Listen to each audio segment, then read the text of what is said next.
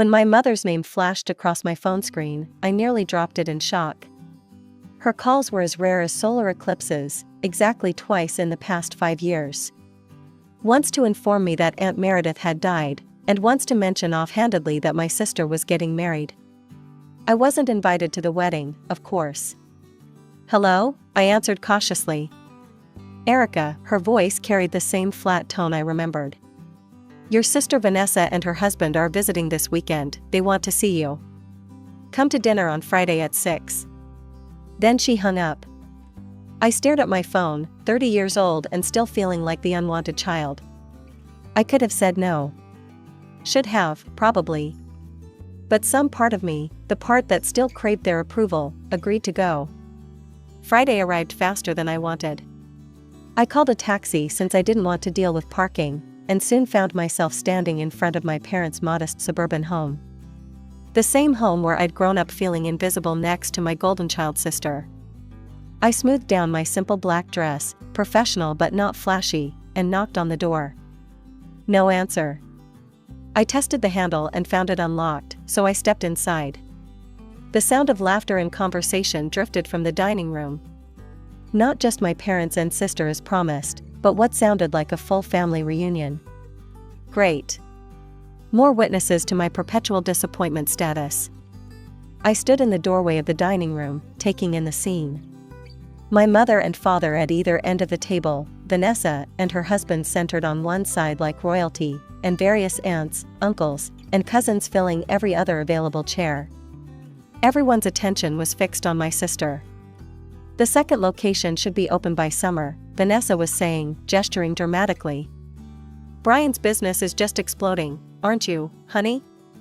Brian, her husband, nodded smugly. He owned a car repair shop, something I knew only because cousin Amy occasionally texted me family gossip. "And Caleb is already saying full sentences," Vanessa continued, referencing her 2-year-old son. "The pediatrician says he's advanced for his age." My mother beamed with pride, Dad nodded approvingly. The assembled relatives made appropriate noises of admiration. No one had noticed me yet.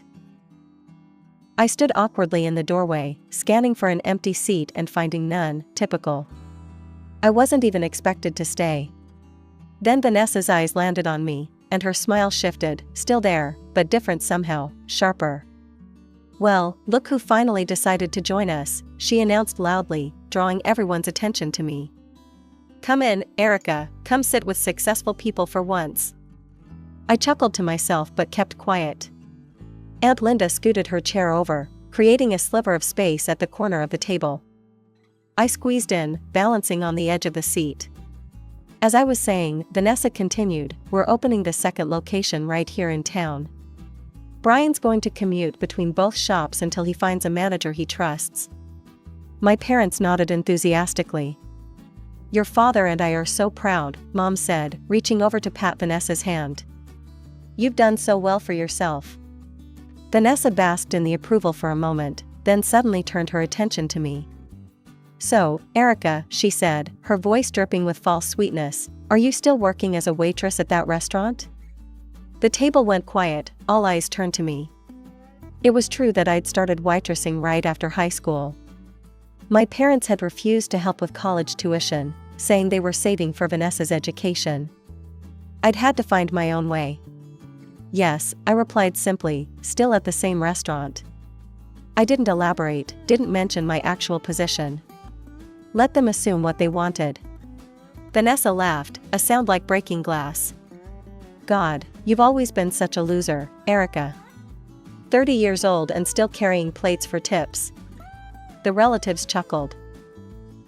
My parents exchanged knowing glances and nodded in agreement. I should have been hurt, but instead, I just smiled to myself. If they only knew. "Actually," Vanessa announced, clapping her hands to get everyone's attention, "I've gathered you all here for a reason. Next Saturday, Brian and I want to treat everyone to dinner at the best restaurant in the city to celebrate his success. It's going to be amazing." Excited murmurs rippled around the table. Everyone looked delighted, until Vanessa turned to me again. "Except you, Erica, I'm not inviting you." Her smile was poison sweet. You're too poor to be part of a family celebration at a place like that. You wouldn't fit in. Before I could respond, my mother jumped in. Unless you're working there as a waitress, of course. Then you could at least serve us. The table erupted in laughter. I could see them all waiting for my reaction, expecting tears, embarrassment, pleading. Instead, I calmly finished the food on my plate, dabbed my mouth with a napkin, and said, "I won't insist, you all enjoy yourselves." Their disappointed faces would have been comical if they weren't my family. When it became clear I wasn't going to provide the emotional breakdown they'd hoped for, they quickly lost interest in me. The conversation turned back to the upcoming dinner, which restaurant they'd go to, what they'd order, who would sit where. I quietly gathered my purse, slipped away from the table, and called a taxi. No one noticed me leave, no one said goodbye. The taxi dropped me at my building, a luxury high-rise in the best part of downtown. The doorman greeted me by name as I walked through the marble lobby to the private elevator that led directly to my penthouse apartment. As I kicked off my shoes and poured myself a glass of expensive wine, I couldn't help but laugh at the irony. My family still saw me as the poor waitress, the family failure. They had no idea who I'd become. I couldn't help but think back to where it all began. At 16, I started working part-time at a dingy cafe downtown. Not because I wanted to, but because I had to. "Mom, I need new jeans, these have holes in them," I pleaded one day after school. She barely looked up from helping Vanessa with her science project. "Don't be so demanding, Erica. We can't afford to buy you new clothes every time you want them." Meanwhile, Vanessa's closet was bursting with brand new outfits, and she had the latest iPhone while I was still using a flip phone from 3 years ago. So I got the cafe job. The pay was terrible, the hours long, but it meant freedom. I stopped asking my parents for anything. Bought my own clothes, my own phone, my own life. I remember overhearing my mother at a family dinner when I was 17.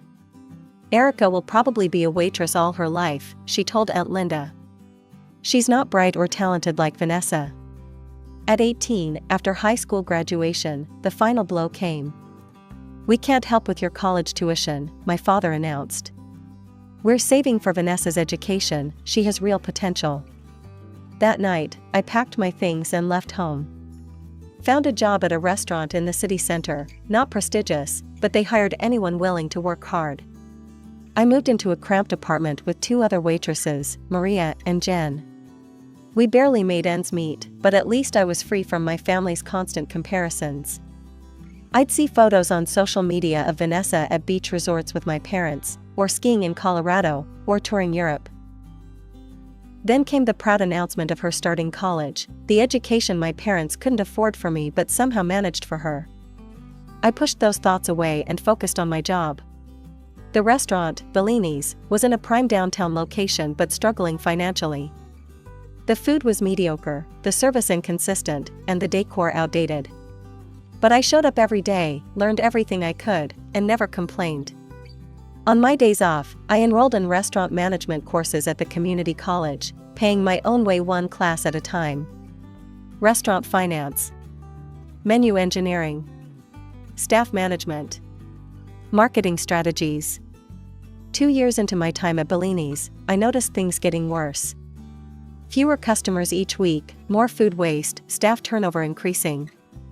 One evening after closing, I found the owner, Robert Dawson, sitting alone with a glass of whiskey, staring at spreadsheets. "Everything okay, Mr. Dawson?" I asked as I finished wiping down tables. He sighed heavily. "Not really, Erica, thinking about selling or rebranding. This place is dying." I hesitated, then gathered my courage. "Rebranding won't help." His head snapped up. "Excuse me? Sorry, but it's true, the problem isn't the name or the logo. It's the concept itself." I expected him to get angry, but instead, he gestured to the chair across from him. "Tell me more." So I did. I explained how our menu was too extensive, 20 pasta dishes when our chef only made 3 of them well. How we were trying to be high-end but didn't have the quality to justify the prices. How we were missing the lunch crowd completely with our limited hours. "What would you do differently?" he asked, his interest genuine. Focus on what we do best. Cut the menu to 15 items total, the ones people actually order. Create tiered pricing, affordable lunch options and premium dinner selections. And start a delivery service for people working late in the office buildings around us. Robert stared at me. Where did you learn all this? Management courses at the community college. And watching this place lose money for 2 years. He laughed, not mockingly, but with surprise. How old are you, Erica? 22. Robert nodded slowly. How would you like to be Bellini's new restaurant manager? Help me implement these changes? I need someone who understands both the theory and the reality of this business. Someone who sees problems and solutions, not just complaints. 2 weeks later, I had my own small office and the enormous responsibility of transforming a failing restaurant. It was terrifying and exhilarating. I worked 18-hour days, redesigning menus, retraining staff, establishing new systems, and overseeing a modest renovation that made the place feel contemporary without being trendy. 6 months later, Bellini's had lines out the door. Our delivery service was running non-stop during lunch and dinner. We'd cut costs by 30% while increasing revenue by 45%. Within 2 years, we opened a second location across town. Then a third in the financial district. Each one profitable from day one because we'd refined our model to near perfection. On my 24th birthday, Robert invited me to dinner, not at one of our restaurants, but at the most exclusive place in the city. I have a proposition for you, he said after we'd ordered. I want to make you a partner. 30% ownership in all current and future restaurants in our group. I nearly choked on my wine. That's too generous. It's not generosity, it's business. You've turned one failing restaurant into 3 successful ones. I'd be an idiot not to lock you in as a partner before someone else steals you away. That night changed everything. I wasn't just an employee anymore, I was an owner. We expanded rapidly after that, opening 2 more locations within a year. By my 26th birthday, I bought my penthouse apartment. By 28, I had my own investment portfolio. And now, at 30, I oversaw 8 successful restaurants with over 200 employees. All while my family still thought I was carrying plates for tips. I snapped back to the present as my phone chimed with a notification. It was a message from Melissa, our reservation manager at the original Bellini's location. Just confirmed a large party booking for next Saturday evening, 7 p.m., name, Vanessa Cooper. I stared at the message, then burst out laughing. Of all the restaurants in the city, my sister had chosen mine for her big family celebration, the very celebration I wasn't good enough to attend. I spent the week leading up to Saturday in a state of nervous anticipation. Every time I thought about my family walking into my restaurant, not knowing it was mine, I felt a strange mix of anxiety and excitement. Robert noticed my distraction during our weekly management meeting. Everything okay? He asked after everyone else had left the conference room. You seem off today. Robert had become more than a business partner over the years. He was a mentor, a friend, and the closest thing to family I had these days. His wife Diane and their kids often invited me over for holidays when they knew I had nowhere else to go. My sister's bringing my entire family to Bellini's on Saturday, I explained. The original location. His eyebrows shot up. The same family that thinks you're still a waitress? The ones who didn't invite you to the dinner? I nodded. Well, that's convenient. A slow smile spread across his face. Are you going to tell them? I'm thinking about it. Robert leaned back in his chair. Erica, I've known you for 8 years. You've rebuilt my business, expanded it beyond what I thought possible, and never once have you asked for recognition from anyone, except those people. Don't pretend this isn't important to you. He was right. Despite all my success, some part of me still craved my family's approval, or at least wanted to see their faces when they realized how wrong they'd been about me. I'll be there, I decided. Saturday evening arrived, and I was a bundle of nerves. I arrived at Bellini's an hour before my family's reservation, checking that everything was perfect. Not that I needed to, our staff was impeccable, but it gave me something to do. I changed into a tailored black dress and my executive name badge, which clearly stated Erica Mitchell, owner and executive director. Then I positioned myself in my office, which had a glass window overlooking the main dining room, and waited. They arrived in a group: my parents, Vanessa and Brian, several aunts and uncles, and a few cousins. 14 people total, all dressed in their finest. I watched as the host led them to the large round table in the center of the dining room, our best table, which Melissa had reserved without my asking. Vanessa was holding court, gesturing grandly, clearly the center of attention. My parents beamed with pride, nodding at whatever she was saying. It was like a scene from my childhood playing out all over again. I stayed in my office until they had ordered drinks and appetizers. Then, taking a deep breath, I stepped out and walked slowly toward their table. My cousin Amy spotted me first. Her eyes widened slightly, but she didn't say anything. Then, one by one, the others noticed me approaching. "Well, look who it is," Vanessa announced loudly. "Are you going to be our waitress tonight?" "How perfect." I smiled calmly. "Actually, I won't be able to serve you tonight." "Too busy with other tables?" Brian smirked. "Too busy running the restaurant," I replied, gesturing to my name badge. "And the 7 others in our group." The silence that followed was deafening. My mother's mouth fell open. My father's face turned an interesting shade of red. Vanessa looked like she'd been slapped. "You own this place?" my father finally managed to ask. "Co-own," I corrected, "with Robert Dawson. We've been partners for 6 years now." "But you said you were still working at the same restaurant," my mother said accusingly. "I am, I just didn't specify my position." I shrugged. "You never asked." Aunt Linda, who had made space for me at the family dinner, was the first to recover. "Erica, this is wonderful, the restaurant is beautiful. You must be so proud." Suddenly, everyone wanted to talk to me. How had I done it? When had this happened? Why hadn't I told them? My cousins looked impressed. My aunts and uncles seemed genuinely interested. Only my immediate family, my parents and Vanessa, sat in stunned silence. "Sorry to interrupt your celebration," I said, "but I just wanted to recommend today's special. The truffle risotto is exceptional. Though at $80 per plate, it might be a bit expensive." I looked directly at Vanessa as I said this, echoing her words about me being too poor to attend. Her face flushed with anger and embarrassment. She'd lost her audience, all attention had shifted to me. "I should get back to work," I said. "Enjoy your evening." I returned to my office, closing the door behind me.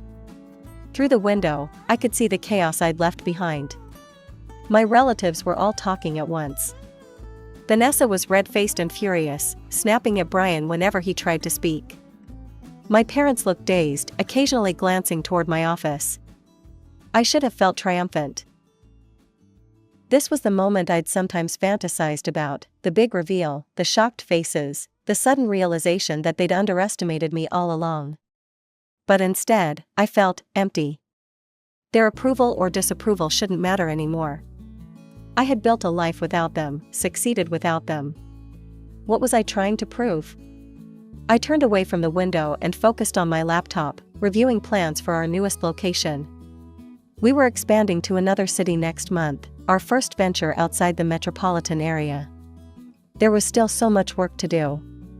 An hour later, as my family was finishing their desserts, my office phone rang. It was the host station. "Ms. Mitchell, your parents are asking to speak with you before they leave." I hesitated, then agreed to see them. They entered my office nervously, looking around at the awards on the walls, the framed restaurant reviews, the photos of me with Robert at each grand opening. "This is quite impressive, Erica," my father said stiffly. "Thank you. We'd like to have dinner with you sometime," my mother added. "At your home. We'd love to see where you live now." I knew exactly what was happening. Suddenly, I wasn't the family failure anymore. I was successful, wealthy, worth acknowledging, worth knowing. "I'm sorry, but I'm extremely busy right now," I told my parents. "Opening a new location takes all my attention. Have a good night." After they left, I watched through my office window as the family gathered outside the restaurant. My sister was gesturing wildly, clearly upset that her big celebration had been overshadowed. My parents looked shell-shocked. The rest of the relatives kept glancing back at the restaurant, probably still processing what had happened. The next morning, Sunday, I woke to 3 missed calls from my parents and a text message asking when we could meet. I didn't respond. Monday brought 5 more calls and a voicemail from my mother suggesting lunch at any restaurant you choose, darling. Tuesday, it was my father, saying they were so proud and wanted to be part of my life again. By Wednesday, the calls came from aunts and uncles too. Cousin Amy texted that everyone was talking about me, amazed by my success. Aunt Linda called to say she'd always believed in me, a convenient revision of history. On Thursday morning, as I was reviewing applications for a new chef position, my phone rang with an unknown number. Against my better judgment, I answered, Erica Mitchell. Erica, it's Brian, your sister's husband. That was unexpected. What can I do for you, Brian? I'll get right to the point. I'm expanding my auto repair business, as you know. The bank is being difficult about the loan. I was hoping you might be willing to lend us $50,000 as a family investment. I nearly laughed out loud, and why would I do that? Well, we're family, he said, as if that explained everything. And it would mean a lot to Vanessa. She's been upset since Saturday night. I bet she had, her moment of glory, ruined by the sister she'd spent years dismissing as worthless. I'm not interested in investing in your business, Brian. But I wish you luck with the bank. Come on, Erica, you've got money now. Wouldn't kill you to help out your sister. The same sister who publicly called me a loser and said I was too poor to attend her dinner? That sister? There was a pause. She didn't mean that, you know how Vanessa gets. Unfortunately, I did know. I'd spent my childhood and teenage years knowing exactly how Vanessa got, entitled, cruel, and perpetually enabled by our parents. My answer is no, don't call again. I hung up. Less than an hour later, Vanessa herself called. You selfish bastard, she spat without preamble. You've always been jealous of me, and now you're getting back at me by refusing to help Brian. I'm not jealous of you, Vanessa, I never was. Then why won't you lend us the money? You can clearly afford it. You just want to see us suffer. I took a deep breath. I spent years being ignored by this family. Years being told I wasn't good enough, smart enough, or worthy enough. Now that I have something you want, you suddenly remember I exist. There was a long silence. Fine, she finally said, be that way. Everyone's talking about how money has made you cold and mean. How you think you're too good for your family now. I almost laughed at the twisted logic. Goodbye, Vanessa. I blocked her number immediately afterward. The next few weeks passed in a blur of work. We finalized plans for the new location, hired key staff, and refined our menu for the different market. Robert and I spent long days in meetings and longer nights worrying about 1,000 details. My family continued their campaign of reconciliation. Flowers arrived at my office. My mother left tearful voicemails. My father sent an email reminiscing about my childhood accomplishments he'd never acknowledged at the time. I ignored them all. You know, Robert said one evening as we reviewed design plans for the new location, you could just meet with them once, get it over with. I looked up from my laptop. Why would I do that? Because they're not going to stop, and it's distracting you.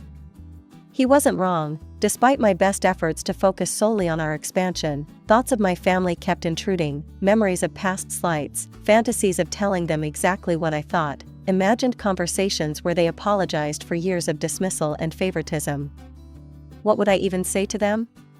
Robert shrugged. The truth. That you built this life without them, and you don't need them in it now. Or that you want a relationship, but only on new terms. Either way, closure might help you move forward. Maybe, I conceded, but not yet. We have too much work to do. And we did. The new location was a massive undertaking, our biggest yet. We were creating not just a restaurant but a culinary event space with private dining rooms, cooking classes, and a rooftop bar. It was ambitious, expensive, and exactly the challenge I needed.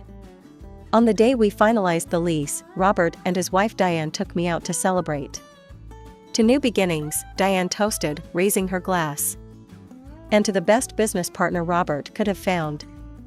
I still can't believe you were only 22 when you pitched me that restaurant overhaul, Robert added. Smartest decision I ever made was listening to you. Thank you, I said, feeling a warmth that had nothing to do with the wine. For taking a chance on me. For believing in me when no one else did. Diane reached across the table and squeezed my hand. That's what real family does, Erica. They believe in you, they support you, they celebrate your successes instead of being threatened by them. Her words hit home. The people at this table, Robert, Diane, our restaurant managers, our chefs, even our regular customers, had shown me more support and appreciation than my biological family ever had. They were my real family now. As I looked around at their smiling faces, I realized I didn't need closure with my parents or sister. I didn't need their approval or their belated interest in my life.